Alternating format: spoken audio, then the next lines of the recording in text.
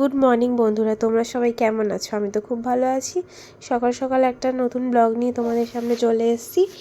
আর এই দেখো, এখন আর নিজের মুখে কথা বলার সময় পাই না, তাই ভয়েস ওভার দিই। আর এই যে কুইকাই আওয়াজ পাচ্ছ, এটা হচ্ছে আমার পুচকুরে, এখন এডিটিং করতে বসেছি। আর এই তোমার আওয়াজ পাবে। সকাল সকাল উঠেই আগে পুচকের জামা কাপড়, এখন প্রায় বাজে 6টা, এখন জামা কাপড়গুলো কেচে দিলাম। না দিলে না ওগুলো শোকায় না। তারপরে ছাদে অনেকেই মেলতে আসে, তবে আমার তো ছোটো ছাদটায় বলা আছে যে আমি মেলি বলে, তাই আর সব কিছু জামাকাপড় ওপরে মেলি আর নিচে আমি মেলে আসি। শুধু পুচকেটারই জামাকাপড় মেলা হয়। আজকে ভাবছি জামাকাপড় কিছু কিছু জিনিস রোদ্দুরে দেবো, দেখি পসিবল হয় কি না। তারপরে ভাবলাম না, এবারে আর শোবো না, শুতে ইচ্ছা হচ্ছিলো, ভাবলাম না শোবো না। আবার এই দেখো এখানে সব এলোমেলো হয়ে আছে, এগুলো সব গুছিয়ে রাখবো, একটু চা বসাবো।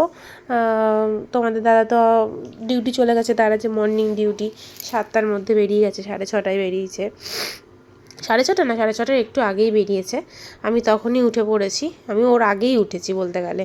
উঠে আমি ফ্রেশ ট্রেশ হয়ে সব করে টোরে ওর জামা কাপড়গুলো সমস্ত মেশিনে দিয়েছি। আমি এখন আর কাচতে পারি না, কারণ এই সিজার হওয়ার পর থেকে এখনও 6 মাসও কাটেনি, তার জন্য আমি কিছু কাচাকুচি না মানে করিই না বলতে গেলে, সব মেশিনেই দিই।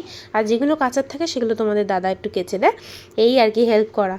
আর এবারে দেখো নিম পাতা নিয়ে এসেছি, ছেলেটার মাথায় না একটুখানি ইনফেকশন টাইপের হয়েছে। ঘরোয়া রেমেডি দিয়ে যদি কিছু সারাতে পারি, দেখবে আগেকার দিনে মা ঠাকুমাদের কিছু কিছু জিনিস না কাজে লাগে। মা বললো একটু মানে নিম পাতা ফুটিয়ে জল দিয়ে ওকে মাথায় দিয়ে দেখবি কাজে দেবে, তাই করলাম। দেখি আমার শাশুড়ি মাকে বললাম, মা একটু নিয়ে আসো তো, তাই নিম পাতা নিয়ে এসছে। আর এদিকে একটু চা বসিয়ে দিলাম। আর আজকে সয়াবিন দিয়ে একটা তরকারি মতো করব, ইচ্ছা আছে। আর রাত্রেবেলা আজকে এক এক দিন এক এক রকম খেতে চায়, কিন্তু আমি সময়ের ফাঁকে করে উঠতে পারি না। আর এই জায়গাটা একটু আমাকে ক্ষমা করে দিও, এডিট করতে করতে উঠে গেছিলাম, কারণ আমার মহাশয় উঠে গেছিলো, তাকে আবার ঘুম পাড়ালাম। এদিকে চা ঢেলে নিলাম। তারপরে আবার এখানে দেখো কতগুলো শাড়ি বার করেছি।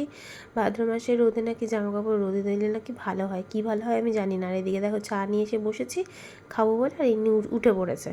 উঠে কত কথা বললো আমার সাথে, এদিক ওদিক তাকিয়ে একটু হাসলো খেললো। ঘুম থেকে উঠে যে ওই যে প্রথমও হাসে মানে কথা বলে, এগুলো যেন মানে অন্যরকম লাগে, তাই না? তারপর ওর সাথে গল্প করতে করতে, ওর সাথে খেলতে খেলতে, ওর সাথে কথা বলতে হবে তোমাকে, তাহলেও চুপচাপ থাকবে, নাহলে কান্না করবে। তার সাথে একটু কথা বলতে বলতে চাটা আর বিস্কুটটা খেয়ে নিলাম। তারপরে আবার একটু শুয়ে পড়েছে। আর এদিকে রোদে জামাকাপড় দিয়ে এলাম, মানে শাড়িগুলো সব দিয়ে এলাম।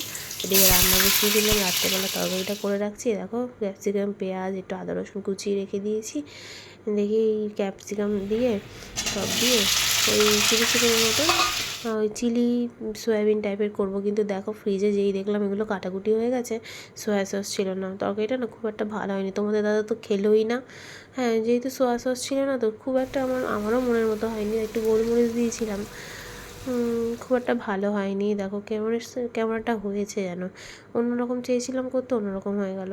দুপুরবেলা এখন চান টান করে নিয়েছি, চানটা করতে এখন বেশ দেরি হয়ে গেল আজকে। তাও খেয়ে দিয়ে ঘুমালে তারপরে আমি একটুখানি সময় পাই, নাহলে আর সময় হয়ে ওঠে না। আর এই যখনই ঘুমাই তখনই আমি কাজ সারি, সে যে কাজই হোক না কেন। এখন দেখো সে ঘুমোচ্ছে। Tata, bye bye.